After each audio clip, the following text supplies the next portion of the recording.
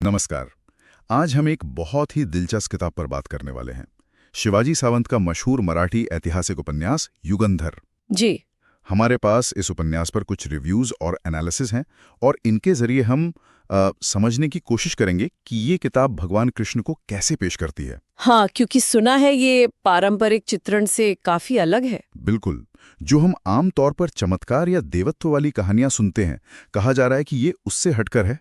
ऐसा कि ये पाठकों को कृष्ण के जीवन पर दोबारा सोचने पर मजबूर करती है, चमत्कारों से आगे जाकर। हाँ, एक नए नजरिए से देखने के लिए प्रेरित करती है। तो चलिए इन स्रोतों की मदद से थोड़ा और गहराई में उतरते हैं और देखते हैं कि युगंधर कृष्ण की कहानी को असल में कैसे दिखाता है। ठीक है। तो सबसे पहले बिल्कुल बेसिक सवाल ये, युगंधर उपन्यास आखिर है क्या चीज? देखिए, ये शिवाजी सावंत जी का लिखा हुआ एक बहुत ही महत्वपूर्ण और चर्चित मराठी उपन्यास है। जैसा आपने कहा भी, ये भगवान कृष्ण के जीवन और उनके दर्शन पर ही केंद्रित है। हाँ। लेकिन इसका जो नजरिया है वो थोड़ा हटकर है पारंपरिक कथाओं से। मतलब इसे सिर्फ एक धार्मिक ग्रंथ या कोई पौराणिक कहानी कह देना, वो इसकी विशालता को थोड़ा कम आंकना होगा। हाँ, और मुझे लगता है यही बात इसे इतनी दिलचस्प बनाती है ना? हमारे जो स्रोत हैं वो इस बात पर काफी जोर देते हैं कि उपन्यास कृष्ण को सिर्फ वो चमत्कार दिखाने वाले देवता की तरह नहीं देखता। नहीं, बिल्कुल नहीं। बल्कि कहीं ज्यादा मानवीय और एक दार्शनिक गहराई के साथ पेश करता है। तो ये कैसे किया गया उपन्यास में, इस पे स्रोत क्या बताते हैं? स्रोत ये बताते हैं कि सावंत जी कृष्ण को एक ऐसे ज्ञानवान व्यक्ति के रूप में दिखाते हैं जिसका पूरा जीवन ही समाज की भलाई के लिए था। अच्छा। यहीं पर वो पारंपरिक चित्रण से एक बड़ा फर्क आ जाता है। उपन्यास एक तरह से पाठकों को उकसाता है कि वे कृष्ण के जीवन को सिर्फ अलौकिक घटनाओं और उनके दैवत्व के चश्मे से ही न देखें। ये हमें सोचने पर मजबूर करता है कि कृष्ण के व्यक्तित्व के और कौन से पहलू थे जिन्होंने उन्हें इतना प्रभावशाली बनाया, है ना? तो मतलब जो हम आमतौर पर कहानियां सुनते हैं, जैसे माखन चोरी है या कालिया दमन, गोवर्धन पर्वत उठाना, उन चमत्कारों पे फोकस कम है, ऐसा समझे? हाँ, कह सकते हैं। बिल्कुल ऐसा नहीं है कि दिव्यता को पूरी तरह से नकार दिया गया है, लेकिन जो हमारे पास जानकारी है उसके अनुसार युगंधर का मुख्य जोर कृष्ण के दूसरे रूपों पर है। जैसे किन रूपों पर? यहाँ कृष्ण एक बहुत ही प्रैक्टिकल, एक कुशल नेता के तौर पर उभरते हैं। एक बहुत चतुर राजनेता, एक गहरे दार्शनिक और एक बेजोड़ रणनीतिकार। वाह। उपन्यास सुने एक ऐसे राजनेता, एक दोस्त, एक मार्गदर्शक और एक दूरदर्शी व्यक्ति की तरह दिखाता है जिन्हें राजनीति, धर्म और सबसे जरूरी बात मानव मनोविज्ञान की एक अद्भुत समझ थी। अच्छा। ये उनके व्यक्तित्व का एक ऐसा विश्लेषण है जो उन्हें सिर्फ पूजनीय नहीं बनाता, बल्कि समझने लायक और आज के समय में भी प्रासंगिक बनाता है। ये तो वाकई एक बिल्कुल अलग दृष्टिकोण है। मतलब एक मैन ऑफ एक्शन और मैन ऑफ थॉट का संगम जैसा कुछ। हाँ हाँ, बिल्कुल। और उपन्यास का जो शीर्षक है युगंधर, इसका भी तो अपना एक गहरा मतलब है, सही कहा ना? स्रोतों में इसका जिक्र कैसे आता है? हाँ, शीर्षक तो बहुत ही सोच समझकर चुना गया लगता है। युगंधर का अगर शाब्दिक अर्थ देखें तो वो है वो जो अपने कंधों पर पूरे युग का भार वहन करता है। ओह। तो ये शीर्षक सीधे सीधे कृष्ण की उस केंद्रीय भूमिका को दिखाता है जिसने अपने समय के पूरे कालखंड, मतलब पूरे युग की दिशा और दशा तय की। ये सिर्फ एक व्यक्ति की कहानी नहीं रह जाती फिर, बल्कि एक युग निर्माता के प्रभाव की कहानी बन जाती है। ये दिखाता है कि उनका असर कितना बड़ा और गहरा था, कि वो सचमुच अपने समय के केंद्र बिंदु थे। तो ये टाइटल सिर्फ उनके आध्यात्मिक प्रभाव तक ही सीमित नहीं है, बल्कि उनके राजनीतिक और सामाजिक प्रभाव को भी अपने अंदर समेटता है। बिल्कुल। अच्छा, अगर हम उपन्यास की विषय वस्तु या कंटेंट पर ध्यान दें, तो स्रोत ये बताते हैं कि इसका मुख्य फोकस महाभारत के कालखंड पर है। क्या ये सही है? हाँ, ये जानकारी काफी महत्वपूर्ण है।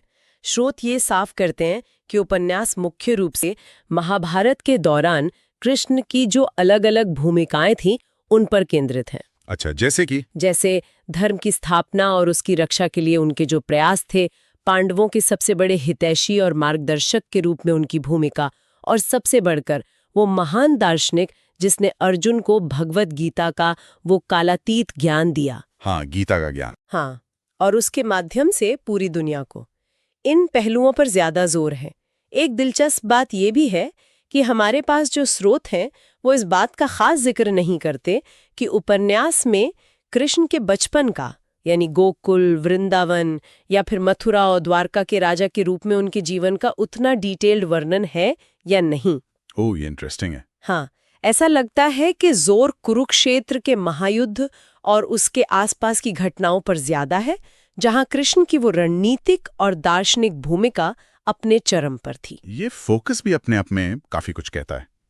शायद लेखक ये दिखाना चाहते थे कि कृष्ण का सबसे बड़ा प्रभाव उनके जीवन के उस दौर में था जब वो इतिहास की धारा को मोड़ रहे थे। संभव है, बिल्कुल। अच्छा, अब जरा लेखक की बात करते हैं, शिवाजी सावंत। उनकी शैली के बारे में स्रोतों में कहा गया है कि वो विस्तृत, आकर्षक और विचारोत्तेजक है। ये भी कहा गया कि उन्होंने कृष्ण को एक नया आयाम दिया है।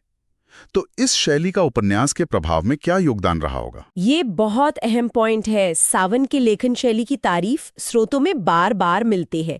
विस्तृत मतलब डिटेल रिसर्च और वर्णन, आकर्षक मतलब कहानी कहने का ऐसा तरीका जो पाठक को बांधे रखे, छोड़े नहीं, और विचारोत्तेजक यानी जो पढ़ने वाले को सोचने पर मजबूर करे। सही। ये तीनों चीजें मिलकर कृष्ण के चरित्र को वो गहराई देती हैं जिसकी हम बात कर रहे हैं।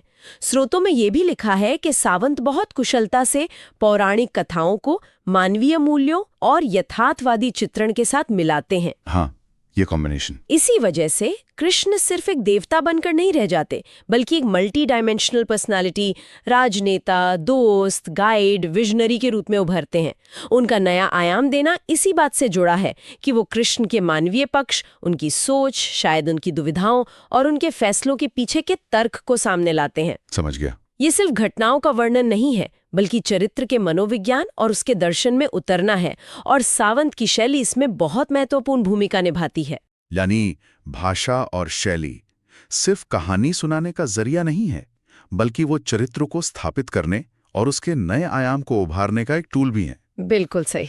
अगर हमें इस उपन्यास की मुख्य ताकतों या सबसे महत्वपूर्ण बातों को समेटना हो, तो स्रोत हमें क्या मुख्य बिंदु देते हैं?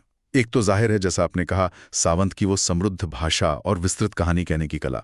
निश्चित रूप से वो तो बेस है, लेकिन उससे आगे बढ़कर जो सबसे बड़ी ताकत उभर कर आती है वो है कृष्ण को देवत्व के आवरण से थोड़ा बाहर निकालकर समझने की कोशिश। हाँ, ये बार बार आ रहा है। हाँ, जैसा हमने डिस्कस किया, स्रोत बार बार इस बात पर जोर देते हैं कि उपन्यास पाठकों को कृष्ण के जीवन पर चमत्कारों और देवत्व से परे पुनर्विचार करने को उकसाता है। हाँ जी। उन्हें ज्ञान के व्यक्ति के रूप में पेश करके ये उपन्यास कृष्ण की हमारी समझ को सिर्फ अलौकिक शक्तियों तक सीमित नहीं रखता, बल्कि फैलाता है। हाँ, उनके गहन मानवीय गुणों तक फैलाता है। उनकी राजनीतिक सूझबूझ, उनकी दोस्ती निभाने की कला, उनका मार्गदर्शन देने का तरीका, ये एक ज्यादा मुकम्मल तस्वीर पेश करता है। और इसके साथ ही उसमें एक गहरी दार्शनिक परत भी है। सिर्फ घटनाओं का जिक्र नहीं है, बल्कि धर्म, नेतृत्व क्षमता और जैसा आपने पहले भी कहा, राजनीति और मानव मनोविज्ञान की गहरी समझ पर भी जोर है। ये उपन्यास को सिर्फ एक कहानी से ज्यादा कुछ बना देता है। बिल्कुल सही कहा आपने। और इसी दार्शनिक गहराई का शिखर है भगवद गीता का जिक्र। स्रोत बताते हैं कि उपन्यास गीता के उस कालातीत ज्ञान और जीवन के पाठों से प्रेरित करता है। ये सिर्फ अतीत की कहानी नहीं है जाती फिर, बल्कि वर्तमान में जीने के लिए एक तरह का मार्गदर्शन भी देती है। ये कृष्ण के सिर्फ कर्मों को नहीं, बल्कि उनके विचारों के प्रभाव को भी दिखाता है।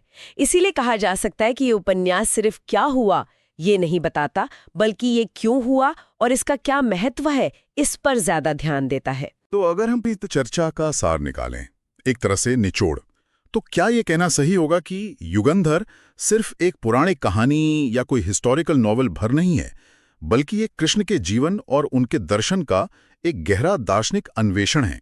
हाँ, आपने बिल्कुल सही समझा। मुझे लगता है स्रोत इसी बात की तरफ इशारा करते हैं। ये भगवान कृष्ण के जीवन और दर्शन पर आधारित तो है, लेकिन इसका लक्ष्य सिर्फ जानी पहचानी कथाओं को दोहराना नहीं है, बल्कि उनके पीछे के इंसान, नेता और विचारक को समझना है। सही। कृष्ण का वो युगंधर यानी युग का भार वहन करने वाला के रूप में चित्रण और उन्हें सच्चे अर्थों में युग पुरुष यानी उस युग का प्रतीक पुरुष के रूप में डिस्क्राइब करना, ये सब इसी सेंट्रल आइडिया को मजबूत करता है। ये उपन्यास एक तरह से तर्क देता है कि कृष्ण का महत्व सिर्फ उनकी दिव्यता में नहीं है, बल्कि उनके असाधारण मानवीय गुणों, उनकी दूरदर्शिता और उनके कामों में है जिन्होंने इतिहास को बदल दिया। ये उनके ऐतिहासिक और दार्शनिक कद को स्थापित करता है। तो हमारे इस पूरी बातचीत से ये तो एकदम साफ है कि युगंधर कृष्ण का एक बेहद जटिल और बहुआयामी मल्टीफेसेटेड चित्र पेश करता है। वो सिर्फ एक दूर बैठे चमत्कार करने वाले देवता नहीं है इसमें, नहीं, बिल्कुल नहीं। बल्कि एक ऐसे नेता और दार्शनिक है जो मानवीय अस्तित्व की उलझनों, उसके संघर्षों और उसकी संभावनाओं से गहराई से जुड़े हुए थे। और शायद यही इस उपन्यास की सबसे बड़ी रेलेवेंस है आज भी।